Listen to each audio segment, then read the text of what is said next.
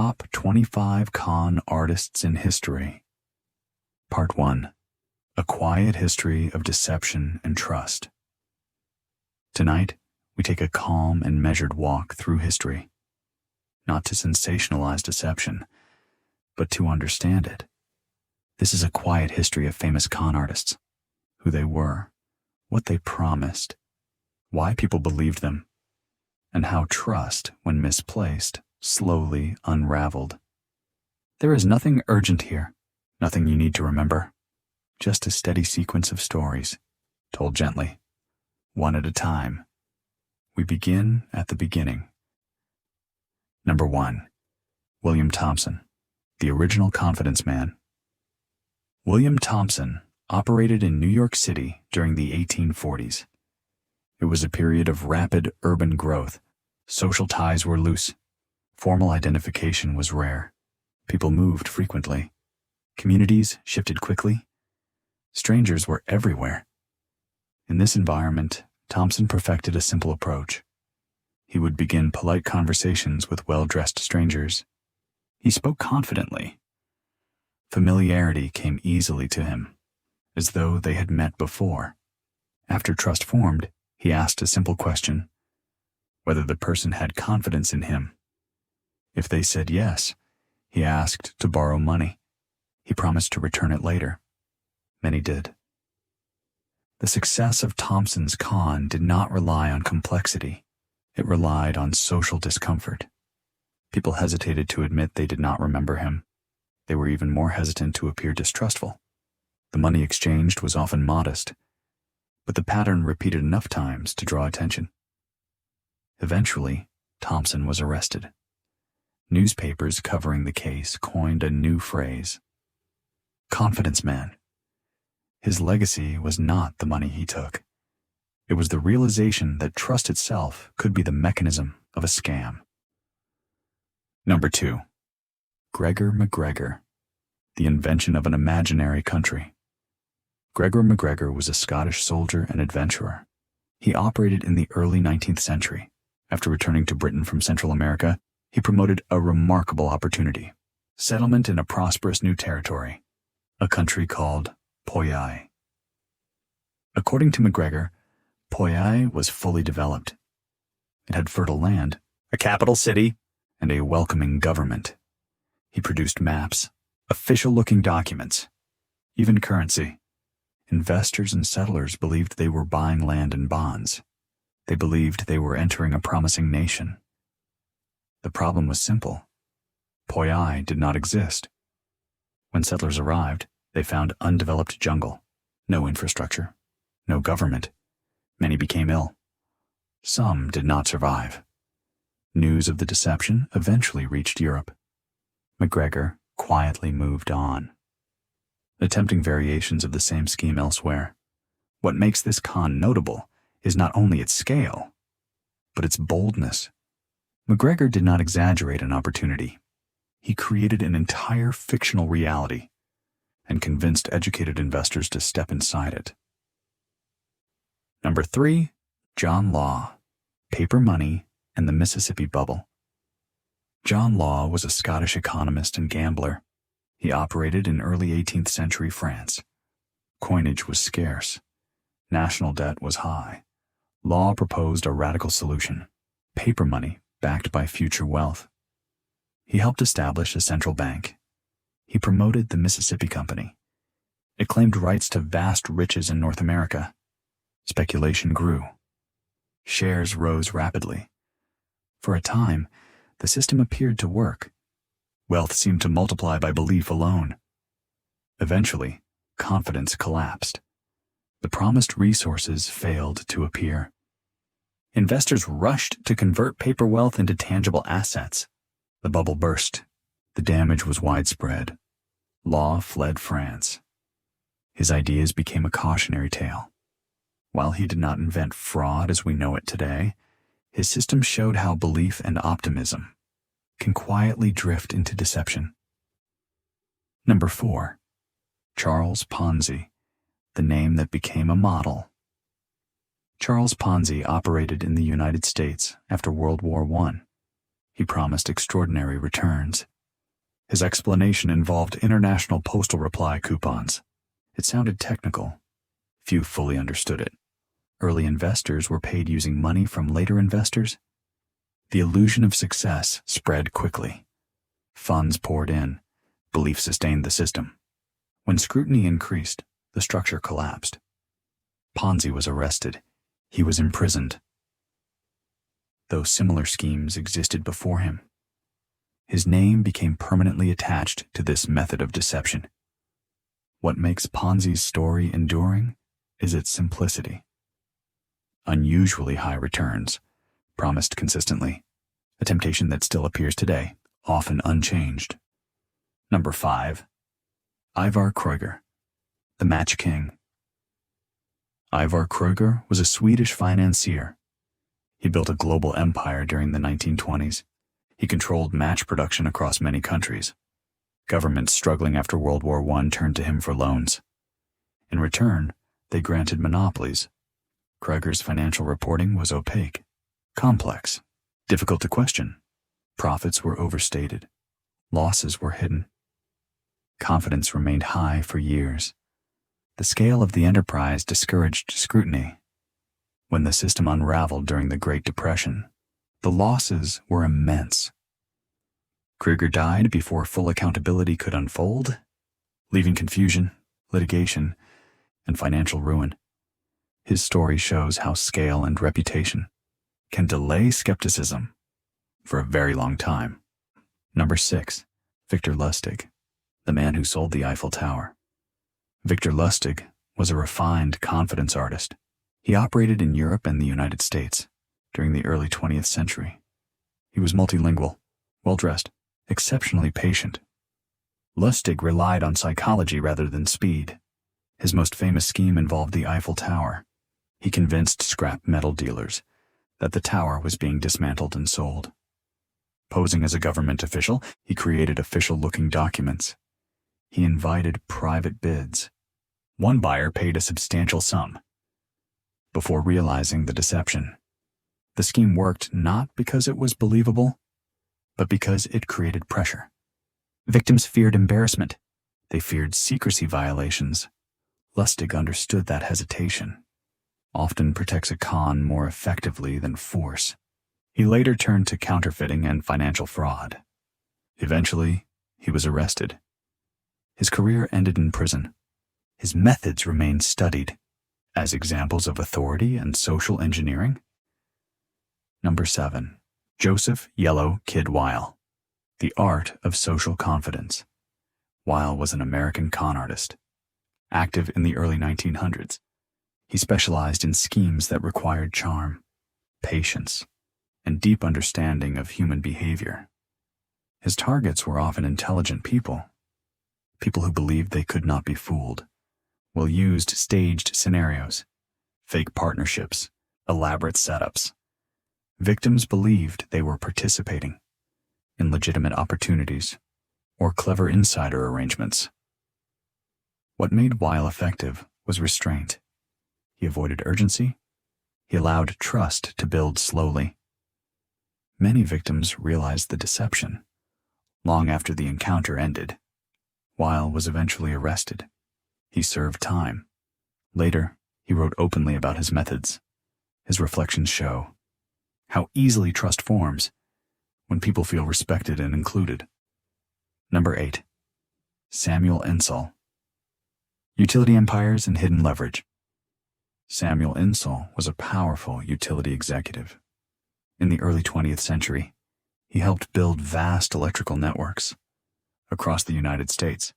His companies appeared stable, essential, reliable. Behind the scenes, Insull used complex financial structures, heavy borrowing, interlinked corporations. As long as markets remained strong, the system held together. When the Great Depression began, confidence evaporated. Investors discovered thin profits and overwhelming debt. The collapse affected millions of small investors. Insull fled the country. He was later extradited and acquitted of criminal charges. His story shows how complexity can conceal fragility for long periods of time. Number 9. Lou Pearlman. Success built on illusion. Lou Pearlman was a music producer, known for managing successful pop groups in the 1990s. Behind the scenes, he was running one of the largest Ponzi schemes in United States history. Pearlman promised steady returns to investors. He used new money to pay earlier participants. The visible success of his artists reinforced his credibility. For years, the scheme continued quietly. When it collapsed, losses were widespread. Pearlman was convicted. He was sentenced to prison. His case shows how success in one field can disguise deception in another. Number 10. Robert Maxwell. Power, prestige, and hidden debt. Robert Maxwell was a media magnate, operating in the late 20th century. He controlled newspapers, publishing companies, international media interests. Behind the scenes, he used employee pension funds to cover financial shortfalls. The arrangements were complex. They remained undiscovered during his lifetime. After Maxwell's death, the misuse was revealed. Thousands were affected. His story shows how authority and influence can delay scrutiny until exposure becomes unavoidable. Number 11. Michael Milken. The rise of junk bonds. Michael Milken rose to prominence in the 1980s. He helped build the high-yield bond market, often called junk bonds. For a time, he was celebrated as an innovator. However, unethical practices emerged. Alongside rapid growth, Milken was charged with securities violations. He pleaded guilty. He served time in prison. His story reflects how innovation can drift into exploitation when oversight is weak. Number 12. Ivan Boesky. Insider knowledge as currency. Ivan Boesky was a prominent Wall Street trader. During the 1980s, he profited from confidential information related to corporate takeovers. Much of this information was obtained illegally.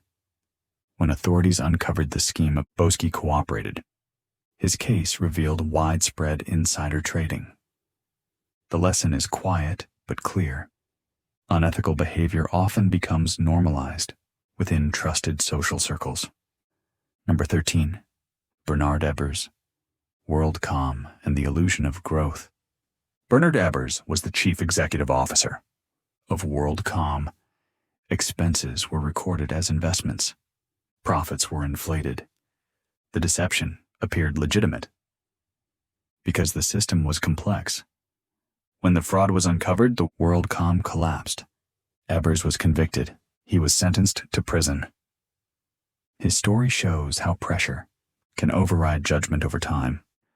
Number 14. Kenneth Lay. Enron's culture of confidence.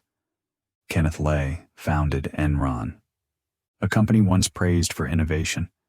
Losses were hidden. Profits were overstated. The structure discouraged understanding. When confidence collapsed, the company unraveled quickly. Thousands lost jobs and investments. His story shows how culture can reward appearance over substance. Number 15. Jeffrey Skilling. Engineering complexity. Jeffrey Skilling served as Enron's chief executive. He expanded the use of mark-to-market accounting. Projected future profits were recorded as current income. The system appeared logical until it failed. Skilling was convicted of fraud. His case shows how confidence can reinforce flawed systems. Number 16. Nick Leeson. Hidden losses at Barings Bank. Nick Leeson was a derivatives trader. In the early 1990s, he controlled both trading and oversight, a dangerous combination. Losses were hidden in an unmonitored account. They grew quietly, then catastrophically. Barings Bank collapsed entirely. Leeson was arrested. He served time in prison. His story shows how weak controls can allow small problems to become catastrophic. Number 17. Barry Minkow, the illusion of rapid success. Barry Minkow founded a restoration company in the 1980s. Most of the business was fictional. Documents were staged, revenue was simulated. The illusion held until scrutiny increased. Minkow was convicted. He served time. His story shows how momentum can replace verification. Number 18. Mark Whitaker, corporate espionage and self-deception. Mark Whitaker was a senior executive at a global agricultural company. While exposing price fixing, he was also committing fraud. He believed his cooperation would protect him. It did not. Whitaker was convicted. His story shows how rationalization can distort judgment. Number 19. Eddie Antar, the performance of trust. Eddie Antar led a consumer electronics empire, known for visibility and repetition. Behind the scenes, financial records were manipulated. When the fraud was uncovered, the business collapsed. His story shows how familiarity creates trust, even when evidence is absent. Number 20. John Bennett. Quiet deception through complexity. John Bennett operated an equipment leasing business. The model appeared conservative, technical, unremarkable. In reality, new money paid earlier investors. Losses reached into the billions. His story shows how complexity can discourage scrutiny. Number 21. Dennis Kozlowski, corporate excess hidden in plain sight. Dennis Kozlowski led a global conglomerate. Company funds were used for personal expenses, disguised as compensation. When uncovered, confidence collapsed. His case shows how authority normalizes misconduct. Number 22. R. Allen Stanford, the quiet beginnings of massive fraud. Stanford offered consistent returns through offshore banking. The structure avoided oversight. Over time, the illusion collapsed. His story shows how large schemes often begin quietly. Number 23. Jordan Belfort, persuasion as a business model. Jordan Belfort sold confidence itself. Urgency replaced understanding. Insiders profited. Investors lost. His story shows how persuasion can become the product. Number 24. Frank Abagnale Jr., identity and improvisation. Frank Abagnale exploited assumptions. Confidence replaced credentials. Eventually, he was arrested. Later, he worked in fraud prevention. His story shows how authority often rests on symbols alone. Number 25. Bernard Madoff, the quiet culmination of trust-based fraud. Bernard Madoff operated for decades. Reputation discouraged scrutiny. Returns were sustained by belief alone. When the system collapsed, the impact was global. His story reminds us that trust requires transparency to endure. This concludes Part 1, a quiet history of famous con artists. What connects these stories is not intelligence or greed alone, but trust and how easily it can be shaped. There is nothing to resolve tonight, no lesson you need to carry forward. Let these stories settle, then fade. If you choose to continue later, Part 2 will explore more recent figures and the modern evolution of deception. For now, let your thoughts slow, let your breathing deepen, and let rest arrive without effort. Good night.